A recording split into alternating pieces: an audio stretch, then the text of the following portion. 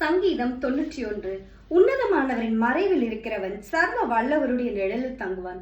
ஆமாங்க, நீங்க கர்த்தராகிய இயேசு கிறிஸ்துவோடைய மறைவுல இருக்கும் பொழுது, சர்வ வல்லவருடைய நிழல்ல நீங்க இருக்கும் பொழுது, தங்கி தாபரிக்கும் போது எந்த பிரச்சனையிலையும் தேவன் உங்களை விடமாட்டாருங்க.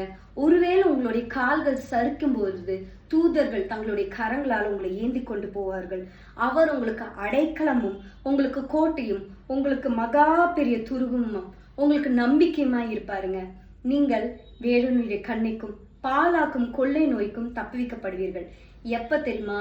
உன்னதமானவரோட மறைவுல நீங்க இருக்கும் பொழுதும், சர்வ வல்லவருடைய நிழல், அவருடைய மறைவுல நீங்க அவருக்குள்ள மறைந்து இருக்கும் பொழுது, கண்டிப்பா நான் சொல்றேங்க, எந்த பக்கத்துல இருந்து உங்களுக்கு பிரச்சனை வந்தாலும், எந்த பக்கத்துல இருந்து உங்களுக்கு சோதனை வந்தாலும், எந்த பக்கத்துல இருந்து நீங்க துன்பத்தை பார்த்தாலும், தீங்கை நீங்கள் காணாது இருப்பீர்கள், தீமைக்கு நீங்கள் தூரமாய் இருப்பீர்கள். பயம் உங்களை அணுகாது.